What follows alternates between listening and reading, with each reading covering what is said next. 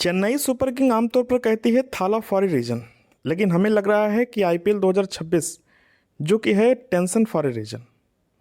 थाला for a reason हटा दो क्योंकि वहाँ टेंशन ही टेंशन है। एक टेंशन खत्म होती है दूसरी आ जाती है, दूसरी खत्म होती है तीसरी आ जाती है, और तीसरी खत्म होती है तो चौथी आ जाती है। और अब तो सबसे बड़ी टेंशन भी आ गई। जैसे तैसे उम्मीद बांधे सीएसके के फैंस सोच रहे थे कि थाला आएंगे, और आएंगे तो फिर 7 नंबर का मैजिक दिखेगा। वैसे भी थाला तो हर तरफ है, नदी नाले पहाड़ जमीन आसमान, जहाँ गड्ढा खोदो वहीं से थाला निकल आता है। बैटिंग करने जाओ तो थाला, अंपायरिंग करने जाओ तो थाला, फील्डिंग में भी थाला, हर तरफ थाला ही थाला। लेकिन अब खबर है कि थाला नहीं है। अब थाला नहीं है तो फिर दिख क्यों रहे हैं? क्योंकि थाला दिखे थे, दीपक चहर पैर छू रहे थे, वो भी कई रील्स में। लेकिन असल बात यह है कि थाला फिट नहीं है। हालांकि ऐसा लग रहा है कि थाला का जो होना था वो हो चुका। अब शायद 2-4 मैच खिलाकर उन्हें आगे बढ़ा दिया जाए।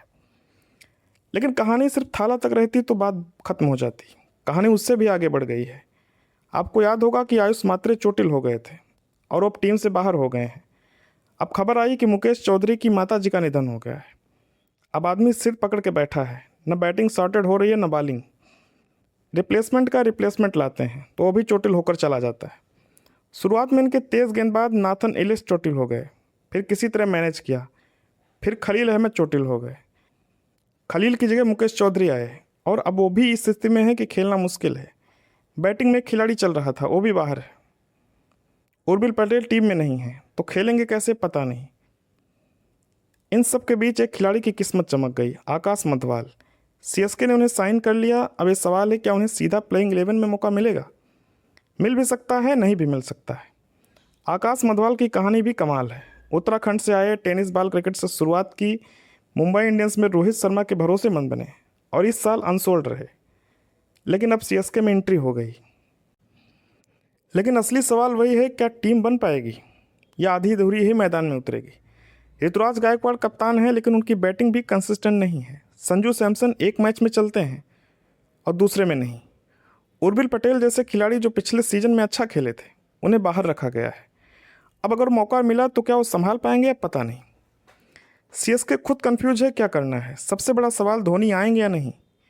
अगर आएंगे तो किसकी जगह आएंगे? टीम अभी टुकड़ों टुकड़ों में बटी लग रही है और इसी हालात में वो मुकाबला खेलने जा रही है गुजरात टाइटंस के खिलाफ। हालांकि गुजरात के अपने मुद्दे हैं। अगर हम संभावित प्लेइंग 11 की बात करें तो ओपनिंग ऋतुराज गायकवाड़ और संजू सैमसन कर सकते हैं। नंबर 3 पर सरफराज खान, नंबर 4 शिवम दुबे, और अगर धोनी फिट होते हैं तो उन्हें शामिल कर लो। ओवरटन, स्पेसर जॉनसन या नूर अहमद, और मुकेश चौधरी और इम्पैक्ट के रूप में आकाश मधवाल। फिलहाल हालात यह है कि पूरी टीम खिचड़ी बन चुकी है। अब देखना यह है क्या इस खिचड़ी से कोई चमत्कार निकलेगा या फिर इस पीली जर्सी वालों का खेल खत्म हो जाएगा। अब कहानी यहीं से और दिलचस्प हो जाती है, क्योंकि जब एक टीम मैच हारती है तो अलग बात होती है, लेकिन टीम जब खुद को समझ ही नहीं पा रही हो तब असली प्रॉब्लम शुरू होती है। चेन्नई सुपर किंग्स अभी उसी फेज़ में है। ड्रेसिंग रूम में प्लान बन रहा होगा, लेकिन मैदान पर आकर सब ब्लर हो जा रहा है। कोई नहीं जानता कौन फिनिशर है, कौन एंकर है, और सबसे बड़ा कौन लीडर है। हाँ, कागज़ पर कप्तान ऋतुराज गायकवाड़ है, लेकिन मैदान पर हर डिसीजन के पीछे शैडो अभी भी एक ही है, MS धोनी की। और यही सीएसके की सबसे बड़ी ताकत थी। अब भी वही उनकी सबसे बड़ी कन्फ्यूजन बन गई है।